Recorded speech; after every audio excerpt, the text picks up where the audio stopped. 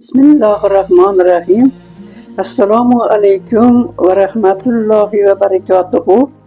Aziz she'rsevar do'stlarim, sizlarga o'qib beradigan she'rimiz shodlik. Birovdan kelgan shodlik bir kun o'tguncha, bolamdan kelgan shodlik yo'lga kirguncha, otamdan kelgan shodlik cho'zilmas uncha, onamdan kelgan shodlik uzilmas uncha. Shodliklar jamlanib dunyo bog'roq bo'lsa ham, shodliklar jamlanib dunyo bog'roq bo'lsa ham, Allohimdan bir kelgan shodlikcha bo'lmas. Nimadandir shod bo'lib yurish vaqtincha, shod bo'lib zo'r bajarar yumushlar ancha. Shod yurgim deb tunu kun ovora bo'lmang, kimga daryo, kimlarga favora bo'lmang. Shodlikni yenggan achchiq hasratlar qancha, urilib surilib bot topgan ming shodlik Allohimdan bir kelgan shodlikcha bo'lmas. Rob o'zi nasib qilgan shodliklar muhim.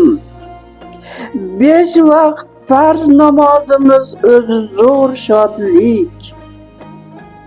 Zikr, salovatlar, qutlug', tuganmas shodlik.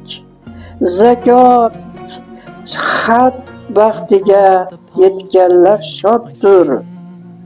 Ro'zador shodligicha shodlik bo'lmaydi. Bu shodliklar musulmondan ketuvchi bo'lmas. Robbimiz musulmonni sevgani qadar shodliklarning sarasin saralab bergan. Bandalarga farz qilgan har bir shodlikda samimiylik baxtining jamollari jam.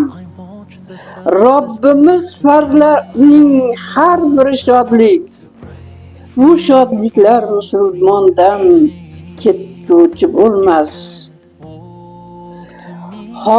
Xommizmi, fuqaromi, Rob shodligiga husni xulq orqali yetish ziyoda.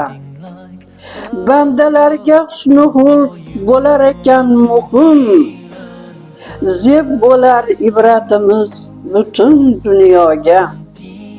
Husni xulqlik asosiy oliy shodlikdir.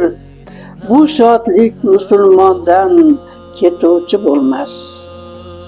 Inshaalloh, inshaalloh, ya Alloh. Muhammad sallallohu alayhi va sallam. Muhammad Rasululloh. Oh Allohim, o'zingdan kelgan shodlik husni xulq musulmondan ketuvchi bo'lmas.